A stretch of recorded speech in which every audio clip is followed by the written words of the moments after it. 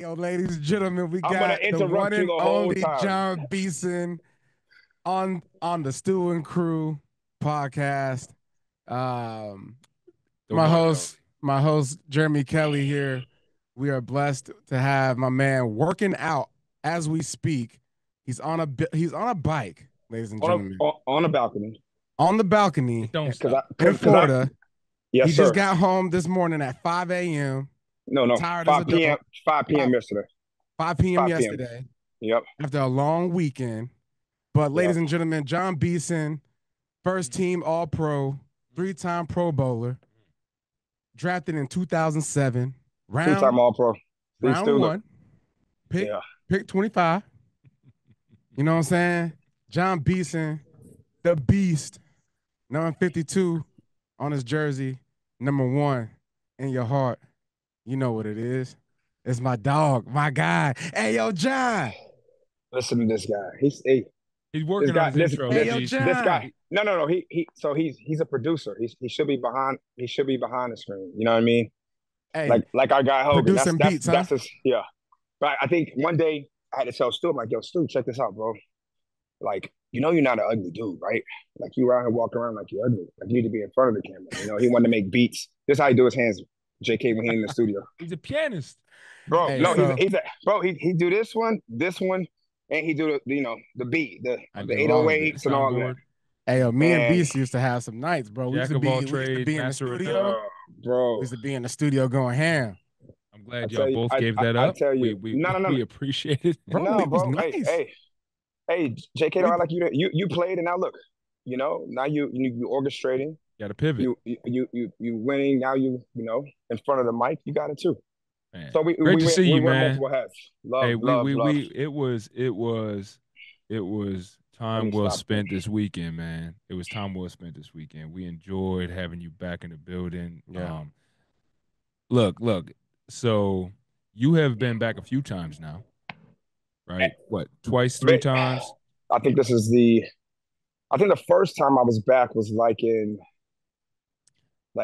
Luke and TD were still playing. I came to a spring practice. It may have Right. been 18, maybe 19. Yeah, Sorry you about see- the planes. I'll talk about Right. the planes. You know, So you're going back. yeah, I guess yeah. I'm considering the time, for But- the past 2 but years.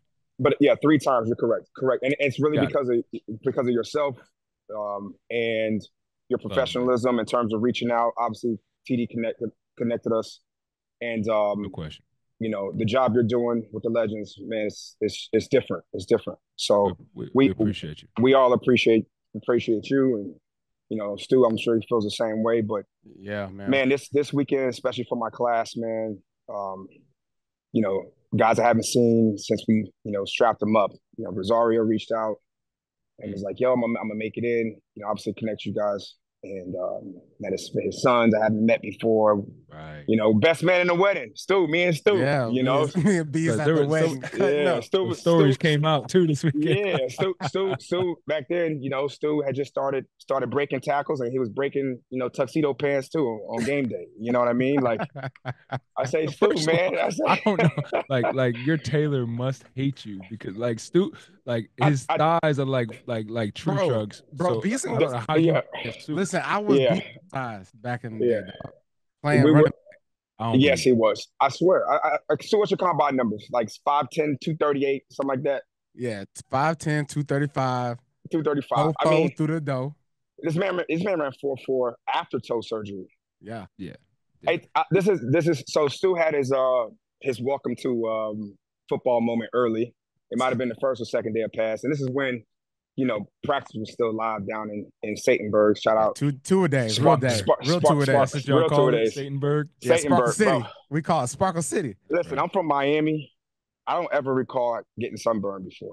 My rookie year, I'm looking down, I'm peeling, I'm like, it's not supposed to happen to us. Like, this has never happened before. Bro, It's a different type of you heat. remember how I used to break out in my skin? The skin, it was just different. So it was like, what's going on? Everything was different down there, man. But this guy came in, obviously, 13th overall pick, and we set him up. It wasn't fair, but you know, sometimes, you know, inside drill is for us. It's a run every play. There's no Coming downhill. no receivers. You know what I mean? Just hey, it's a run, and he's in the backfield by himself. He's getting the ball.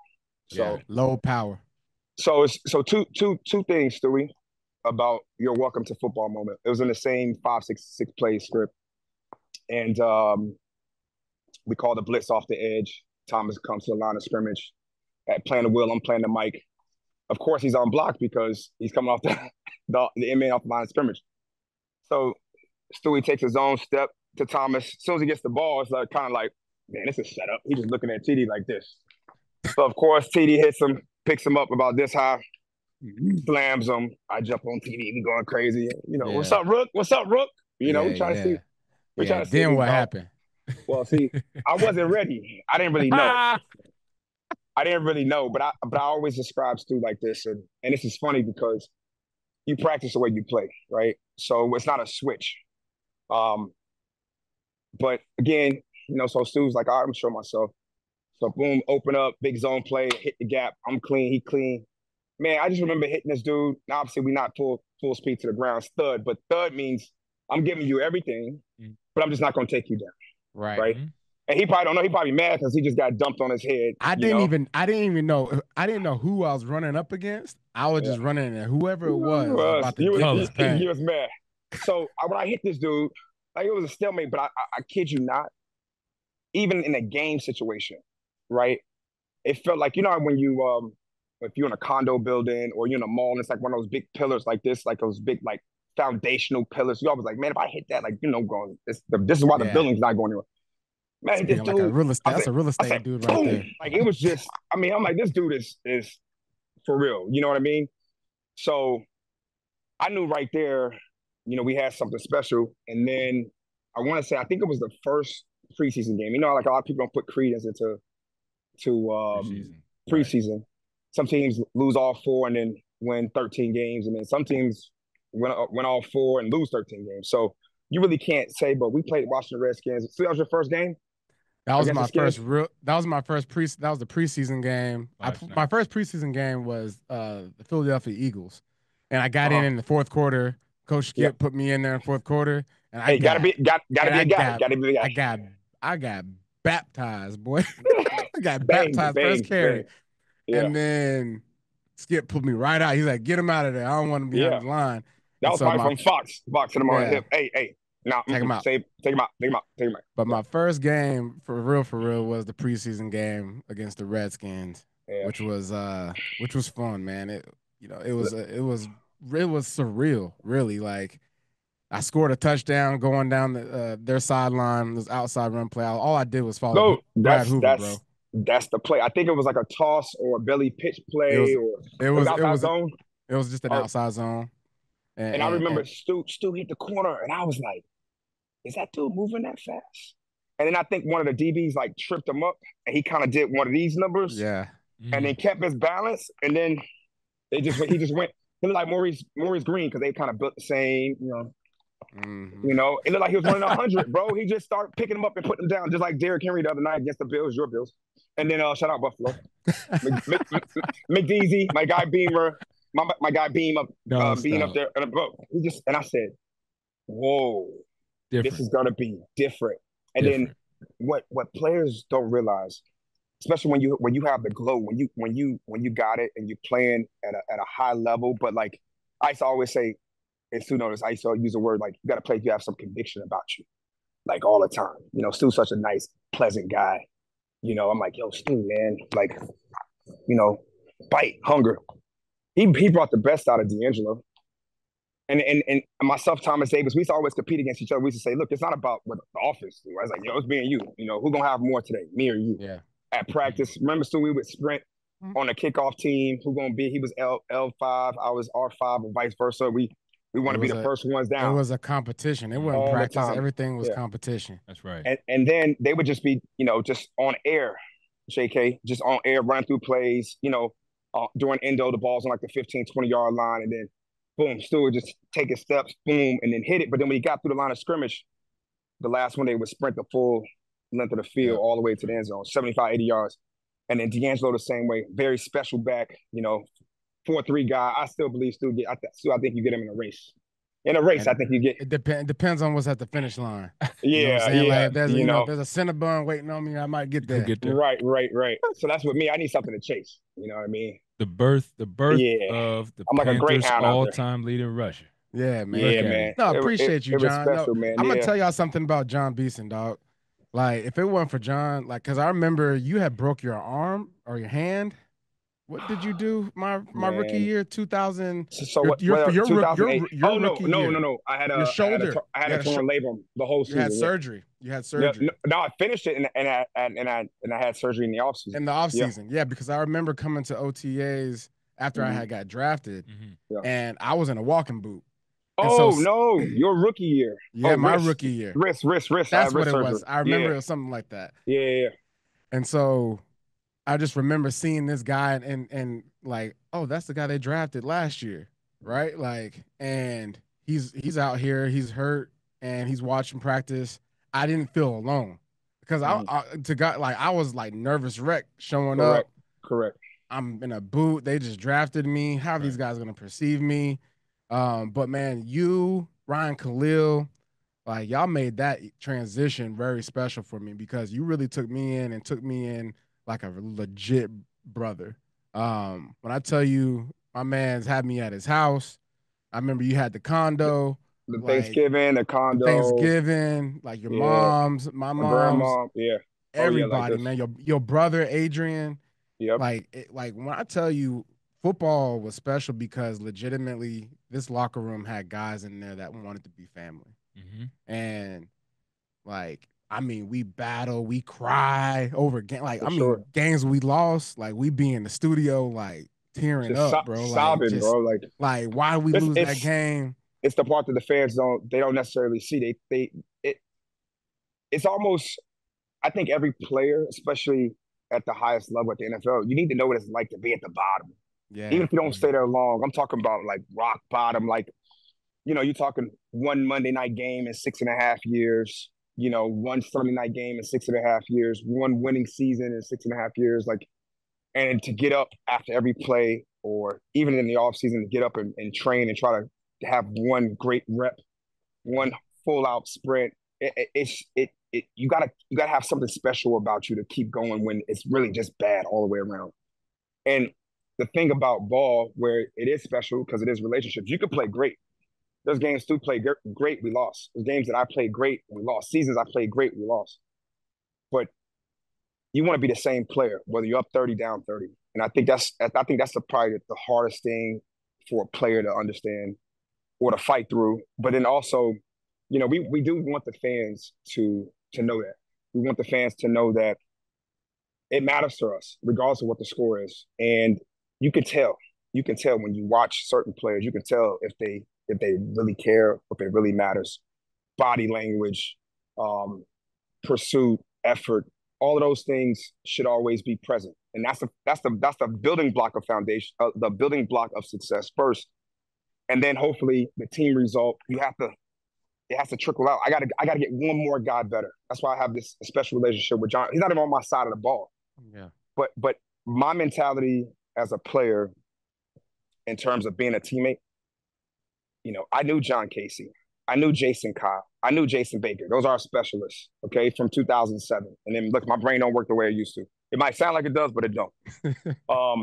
You know, obviously JJ now has been there since I was there. Like I knew everybody. And I wanted to have a relationship with everybody because when it gets thick, because it's gonna get thick, JK. It's gonna get thick. You know that. The fire's hot. All right. It's always hot. Even when it's good, it's hot. Yeah. But I knew that if I knew the guy, I would have that much more. So here, let's say my want, I'm at 100%. Say my want, okay, is 100%. But I'm gonna get that extra from Stu. I'm gonna get that extra from Ryan Khalil, from Jordan Gross, from O's, from man, Jake Del Homie, bro. Love him, man, because his passion. I knew it mattered to him. He works hard on the sleeve. That's how you gotta play. That's how you gotta lead, especially at that position. So it made it easier. You know what I mean? Speaking on that, like how do you get a locker room to see that and to apply that, you know, that extra trust in the guy next to you? How do you does it just happen? or do you have to take the steps necessary to like create that bond? Right. So I have a definition of what a leader is, right? And I think obviously first off, you lead because it's important, right? It's necessary. And then you have to lead by example. And I think the majority of players, especially if you've been at the NFL level, when you're in little league, you're the star. You're the team captain. It's easy. High school, star, team captain. College, star, team captain. Likely, even if you just play a down, even if it's just special teams. Or if you never play a down, but you just made camp. You everybody at that level is used to being the guy. And the difference between people who lead and people who just want to do their job, or people who just happen to be on the, have a seat on the bus. Like, yo, this is cool. You know what I mean? Like, I rock the uniform. I get to hang with the boys. It's all the outside stuff that doesn't matter. I think what makes leadership hard is you can never have a chink in your armor. You have to do it all the time. Like, if it was a day I was tired, or maybe I got something going on in my personal life, and those are the two things that makes us human before we put the armor on. I knew I had to show up. I knew I had to be in the front of the line on sprints. I knew I had to have the energy. I knew I had to demand it from great players that are older than me, and that was my job if I wanted to win. So the selfish part is I want to win so bad. I'm going to do it this way, and hopefully, people will do it the same way, because it's 1/11 on one particular staff, and then it's 1/11 of 53. Everybody having to do their job as hard as they can, or consistent as they can, to make sure we win. And man, I tell you, like, I walk around, I see guys with rings, whether they were a key contributor or not, they got one, and it bothers me, man. I don't have regrets of how I went about my career, but without having the quan, the hardware, the validation of all the hurt, that's an issue for me, and you can't go back. So I think that's it, Stu. I think that's the hardest part of being a leader, but I think why you become a leader. And that's why, we do the little vote thing, and that's why it should be solely based on your teammates, your peers. Yeah. Because if not, you break the team, because we know if I'm following you or not. Yeah. And granted, most of it, or most of the time, it is position based. When I got to New York, I realized that it wasn't necessarily the quarterback, because Eli's personality wasn't that, but his leadership by consistency, preparation, knowing what you're going to get, showing up every day was his contribution. But the guys that demanded it, that got it, offensively, what I was told was Ahmad Bradshaw and Brandon Jacobs, the two running backs. Right. You got mixed with a little sneak, little deal in there, the old school offensive lineman. And then defensively, it was their defensive line. It was guys that literally could come in the room and demand a certain level of focus, of intent, purpose. This is how you got to bring it. Yeah, heartbeat. And it's not, and it's not this big number of guys, man. You just need 4 to 6 guys that are kind of like all in. And that's really the difference between the Super Bowl teams and then the teams that maybe make the playoffs, or the teams that never sniff the playoffs, is you got to get enough guys to buy in. And the one thing I'll say is true, and I don't care, guys can hate me, all the former players can hate me, but everybody's not committed the same. Man, the pulling the teeth part, by the time they realize that they're going to lose all their teeth, you might be down, it might be a 1-3 start, or you're 3 games out of 500 or whatever late in the season. It's too late at that point. It's got to matter all the time. Mm-hmm. We're talking to a former Panthers team captain here, obviously, for the folks that didn't pick up. I want to run through the wall now. This is Jon, and this is Jon Beason all the time. Jon was a legend of the game versus the Carolina Panthers, versus the Bengals this past Sunday. Jon, we had an opportunity to put the jersey back on you, big dog. I got to see it. As soon as I pulled that thing out, he transformed. That boy came out like he was. We could have got a series out of him in that moment. Yeah. So this third quarter tradition heading into the fourth quarter that we've grown to amplify here. to recognize a true legend of the game, a former Carolina Panther that just has left just a mark on this organization. And I gotta say, we've had some cats that brought the juice, but you set the bar. Yeah. You set the bar when you came out the tunnel. What did that mean to you on Sunday? Because I felt that it carried a little bit more weight than just a moment. And before you preface it, before we go, so I was in a suite doing like a little activation during the third quarter, and when you came out, bro, when I tell you, I teared up. I teared up. Because I knew, like it's because you know me. You know me. And how you played this game, you played it one way and one way only, and it was 100% go. It was nothing less. That's right. And like your career and how it ended, it's 100% go until you can't. And like for you to get back out there and to be able to like just like put a exclamation mark, you know what I'm saying, so to speak, on like your presence in that moment in the game. Even like I'm over here thinking like, shoot, we gonna win the game off of this, like this energy. Like if that was definitely the goal. That was the goal. Any young guys out there right now that need to like get a glimpse of what type of energy is needed, go watch that moment. To go win a football game, and you can put it in a bottle, shake it up, and drink it. Go watch Jon Beason come out of that tunnel against the Bengals this past Sunday. That's right. And that's the purpose of it. Yeah. But go ahead and share how that was going on. What was going on with you? JK, when you reached out to me, I didn't take it lightly. I know it's a big group of us that will continue to keep pounding the tradition of hitting the drum. And I didn't take it lightly that I was selected. Okay, so obviously, JK, right away, I said, hey, man, I really appreciate it. And I said yes. And then I started, I got to step back. I'm like, whoa.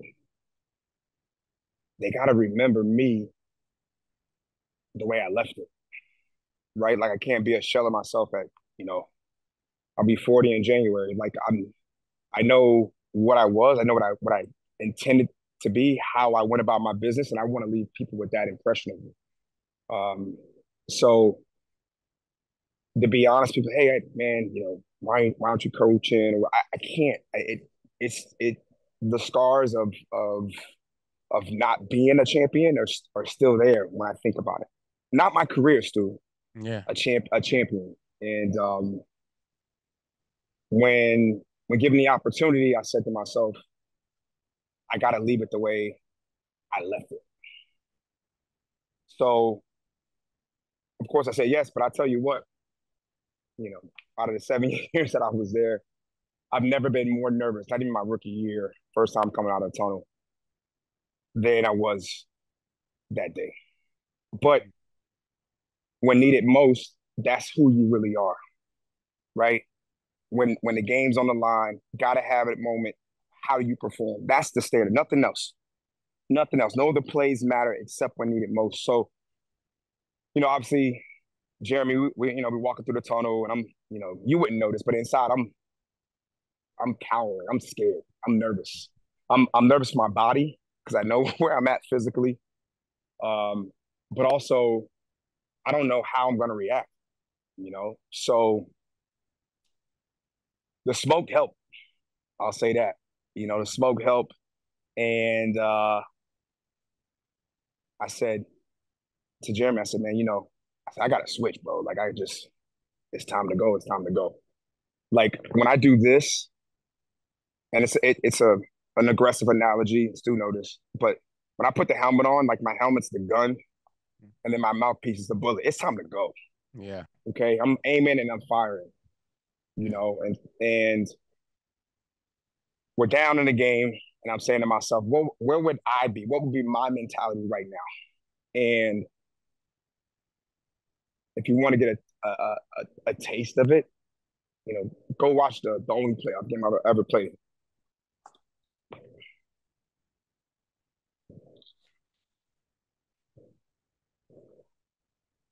Take your time, bro.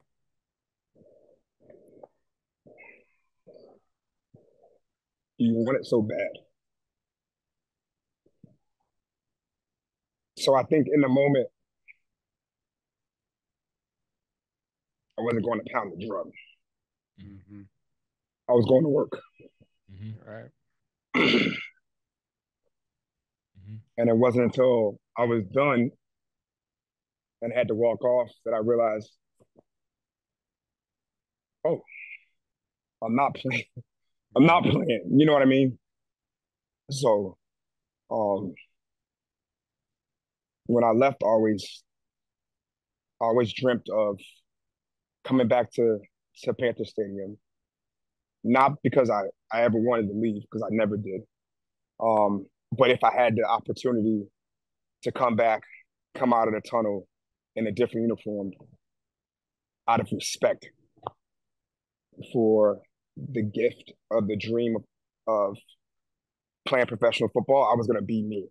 I was going to play and playing a way to make the powers upstairs who made the decision, or the 70-some thousand people in the stands remember, like, dang, that 52 cat, we should have kept him.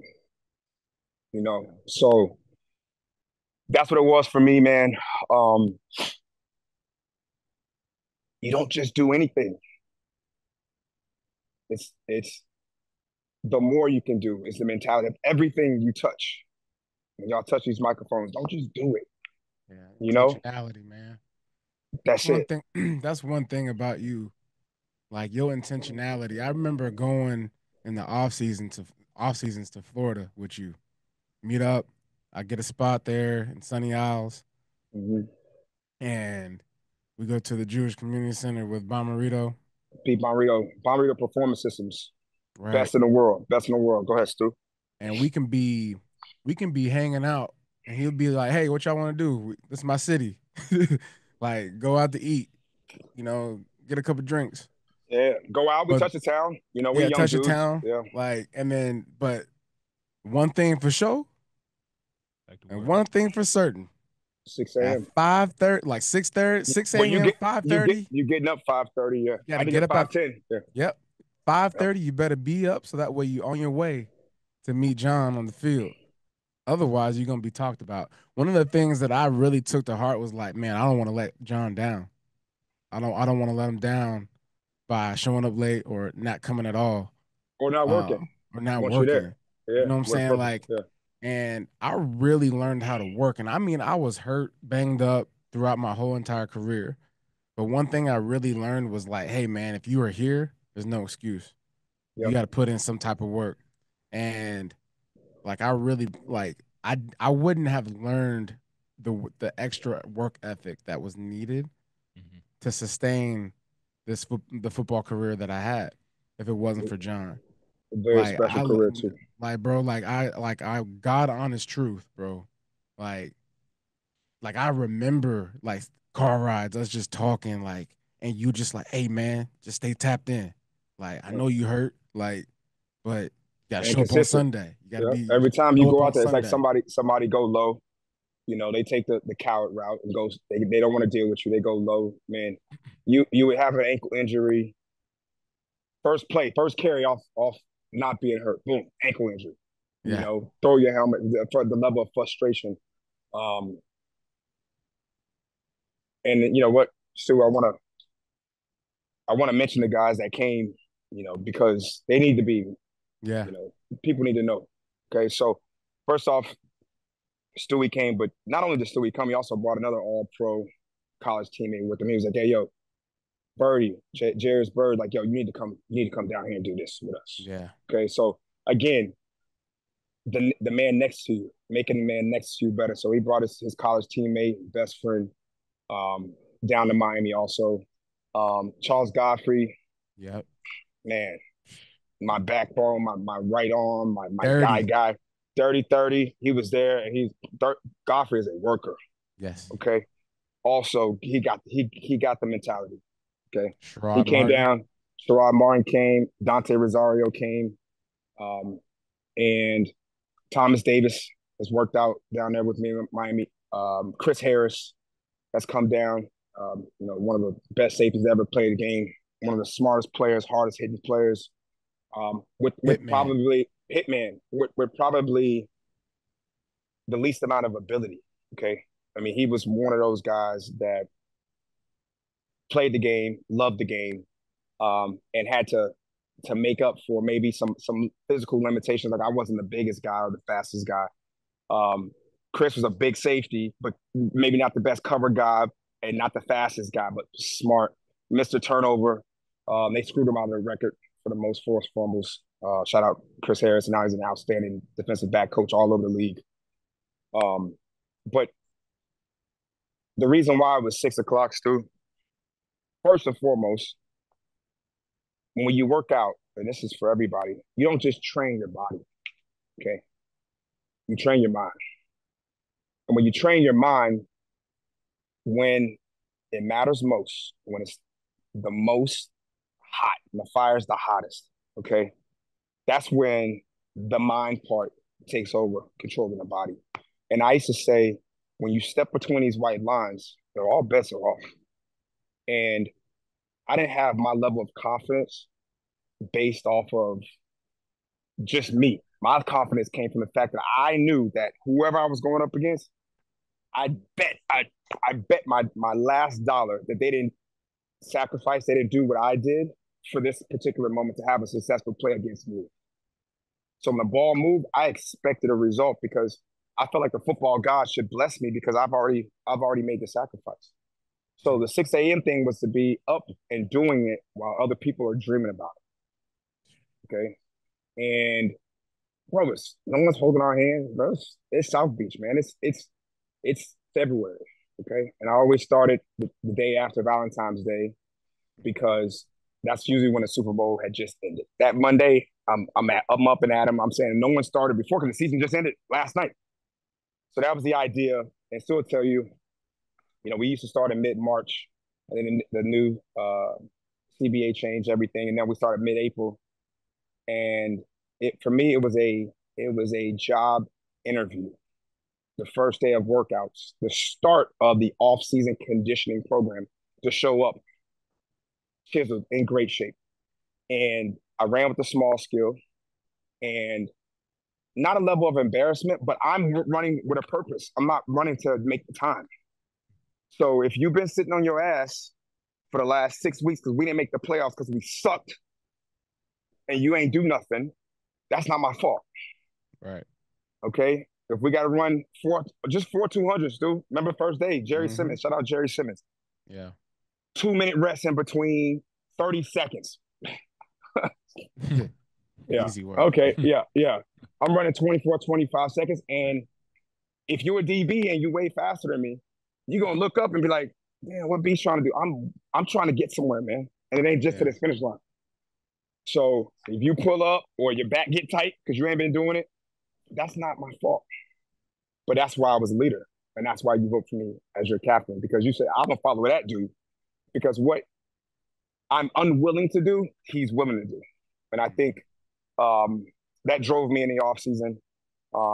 Another part of the 6 a.m. thing was, I was very dialed in my diet. I measured weight, everything, every 2 hours, 9 times a day, 18 hours. So the only time I'm not eating is when I'm sleeping. And then, I'm home, I'm chilling, I'm napping. And by the time 5:36 roll around, I'm getting another one in. So now I'm cheating. Okay. And now that my brain, along with my body, is getting so strong and so conditioned. And part of the reason why, outside of my shoulders, everything else that I have is war of attrition. The body saying, yo, Beast, I can't go anymore. And me saying, yes, you can, So there's a level. There's a level, bro. There's a level. And there's a level that a small percentage of guys have, like you said. Yep. And I think some guys can't even speak to it the way you just did. And some guys and some of it because some guys just have the ability. Yep. And then there's others that aren't, and they're just not. Well, they see it as just me. I got to do me, and that's cool too. We need those. That's why I said you only need like 5 or 6 dudes. You know what I mean? That's right. So, but there's and if I can go back though, there to the relationship aspect of things, right? the accountability, the training, challenging, tier. Right? There's the iron sharpens iron, right? Yeah. And that's what this game is, and we see that when we get back together. Yeah. And we got to see it. I mean, even just here right now, right? It's a great podcast, and we can sit back and let you go.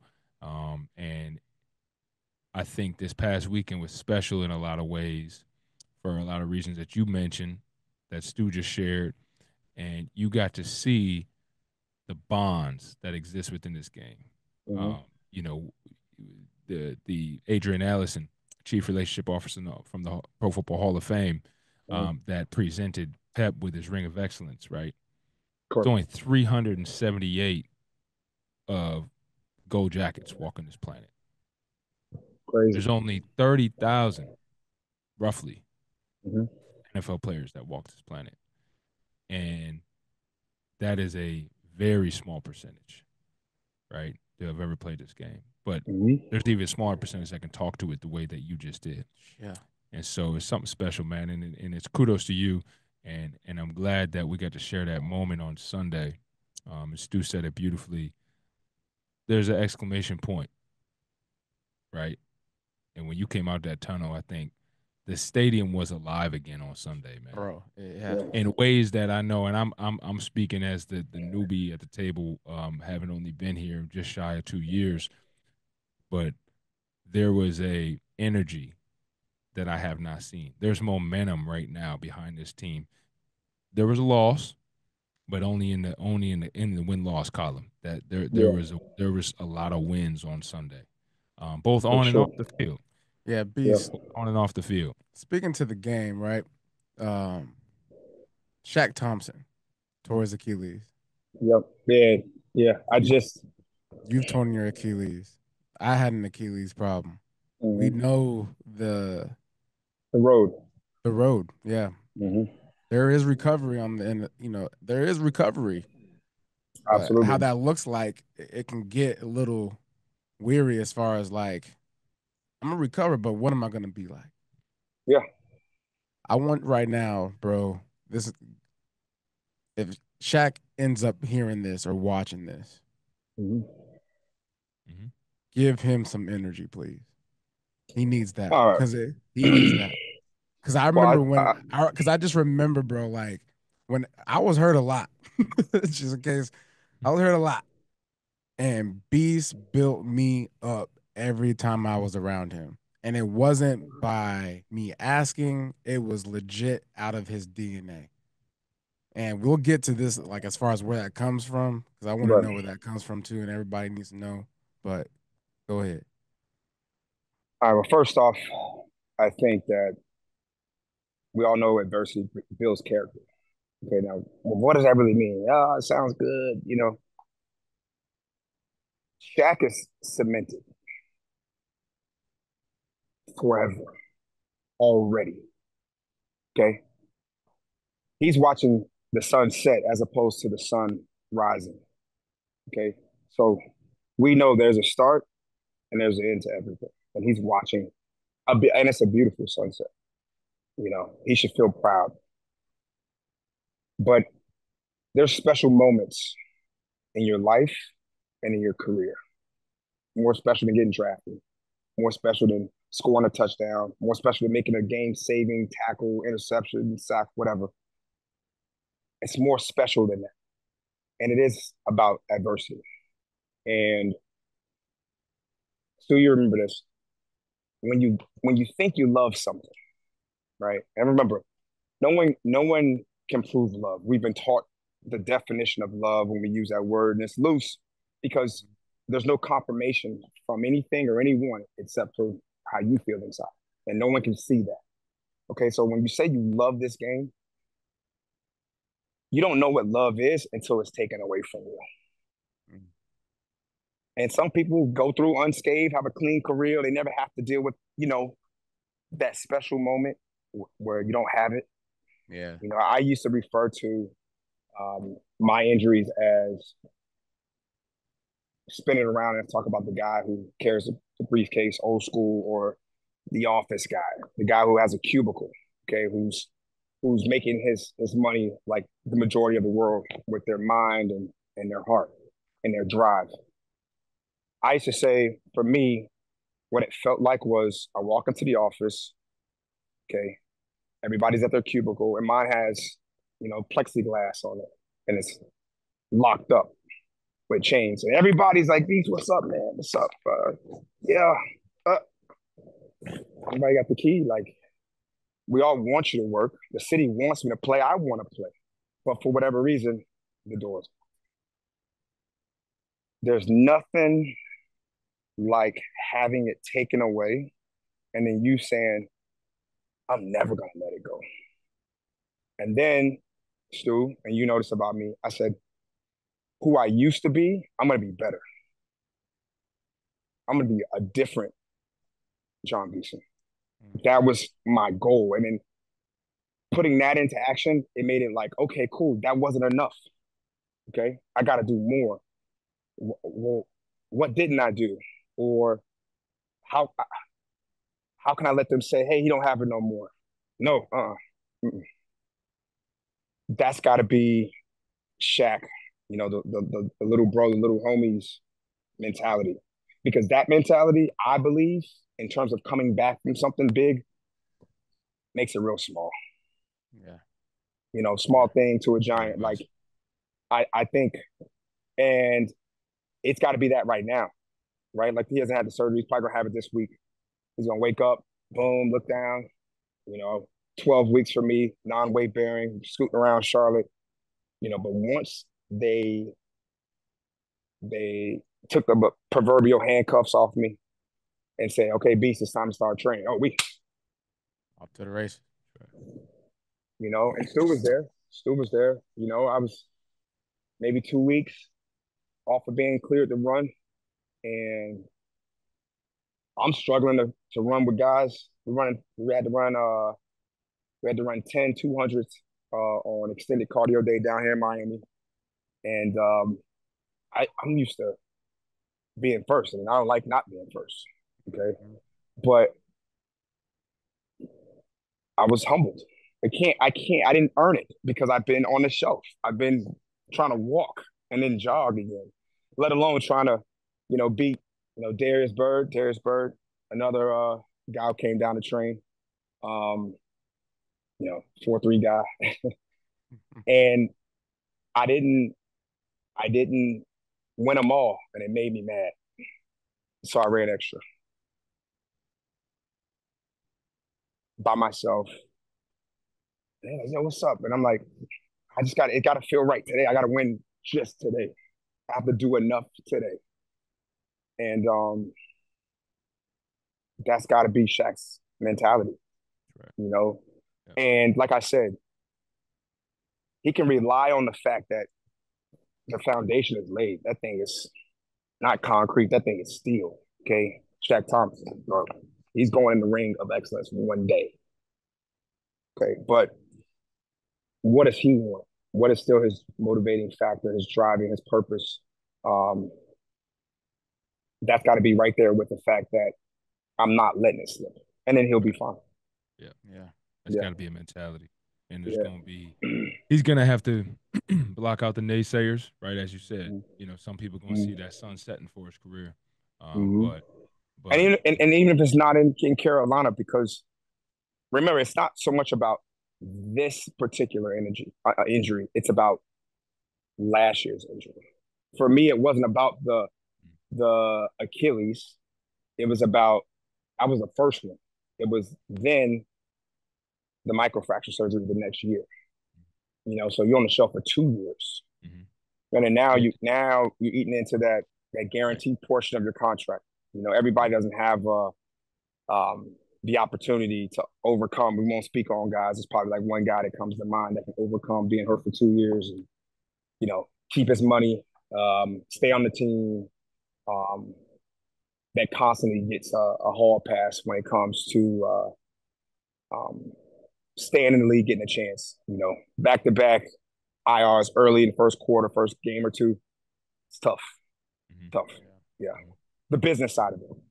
Yeah, that's right. And we see it every year across the league. Right? But it's part of it. And So speedy recovery to Shaq. Yes, Obviously they hurt it, but as I mentioned, true legend. Tough blow individually, collectively. But I would say, there's a lot of good right now on the field for the Carolina Panthers, and I'm excited for this Sunday. Bears against the Bears, which I think is a game that you can go and get. Right, you can go and take one on the road again. We showed that we can do it on the road again. So to go get one, come back home against a divisional opponent next, against Atlanta, I think we're primed. You can set yourself up pretty good. Create some momentum. I'll say this. I'll say this just about the current team, and obviously it's a different game than when I played. And I'm not going shed light on that part of it because it doesn't matter, right? The rules are the rules. The game's a game. I can't control that, But I'll say this. I think why same guy, same jersey, same scheme mostly. Likely a new work ethic. So there's more, right? You're not going to get more without giving more. So how, right? Like a team that's been kind of like sliding for going back to last season before, like for a minute. What changed, right? And obviously we buzzing, we catching up, we busy, we in a tunnel. Jay, bro, you know the most busy, coolest, it's 90 degrees outside, you the best dressed, you know what I mean? Like there's nothing that's not you gotta go a T. Nah, but I'm just keeping it 100 because, it really is about being complete. People don't understand that, right? Like you got to finish the circle, But you're busy, right? You don't get a chance to actually like watch the game. You probably got to go back and watch, right? To know what really happened. But when you watch the game, how it started off fairly even. Then you got some guys, enough dudes on that side with championship pedigree that've been there, and they get to the point where like we got to have this one because they're desperate. But man, it's not going so well. This team coming out playing with us, and then they kind of made a couple plays and then opened up a gap where it could have just went all the way south for the Carolina Panthers, right? Or for us, I should say. But the few plays that I did watch, the few moments, it wasn't here. It was more here. When I say here, I mean it's the fear of going to make a play. It's the fear of laying it on the line. It's the fear of getting a flag. You got to have bite and finish and belief in what you're doing. It was that was the difference between the one score game. And I think that, and I have to, the only reason I'm touching on it is because I have to, right? Like that's they right there. They can smell it. They're so close, right? To really turning it around. Mm-hmm. A little more belief, a little less fear of the outcome or of what's going to happen after the fact is the difference in that football game. Right. Mm-hmm. Agreed. All right. Agreed. You can't flinch. You can't blink. You got to see it. You got to attack it. You got to. Mm-hmm. Playing not to lose. It's there. Yes. It's close. Yes. Yeah. And then the rest is like, yo, I did that. Like I'm not in fear of what's gonna happen. That's the difference. I can tell you a couple of players that have that mentality. Chuba Hubbard. You know what I'm saying? Dog. Robert Hunt. Dog. A'Shawn Robinson. Dog. They got it. J.C. Horn. J.C. Horn had an incredible game. Yeah. And obviously we have a lot of guys that I think have that same type of mentality, but they're hurt. IR. Yeah. You know what I'm saying? Like, well, we set records, right, Stu? Right.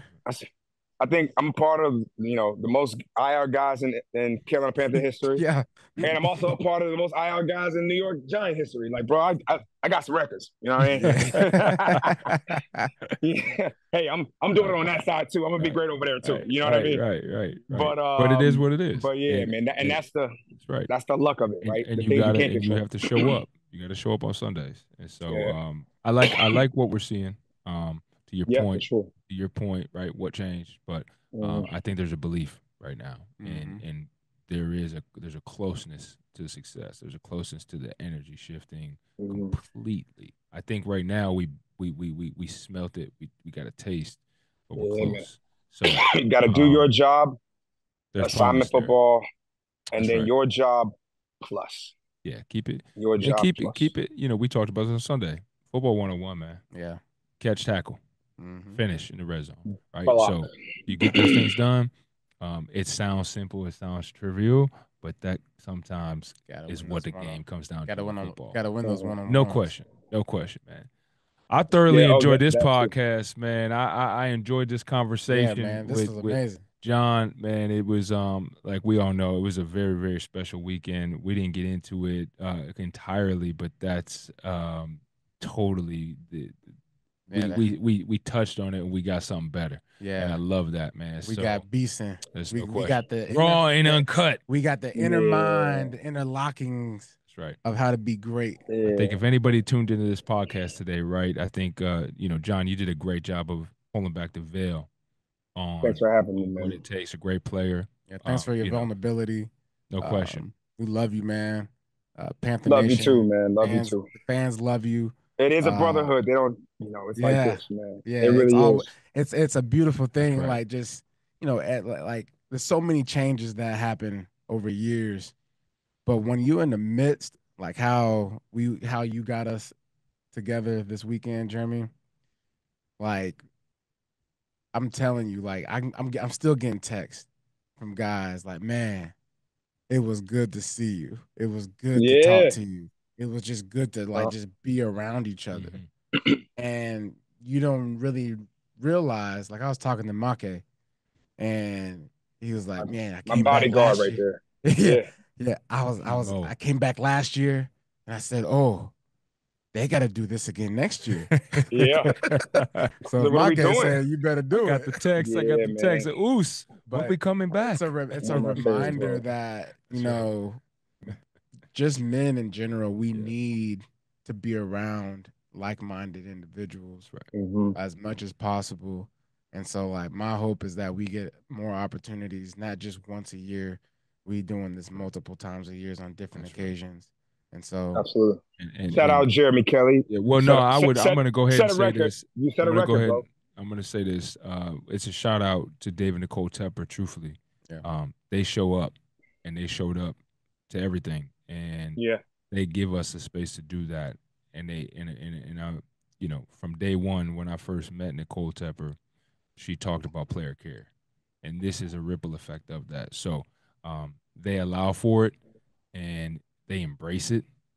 I mean, they're over the moon when you guys are in the building because you guys show up. And so it's mutual and it's a culture. And that's where I say there's momentum on and off the field. Keep showing up. We're good.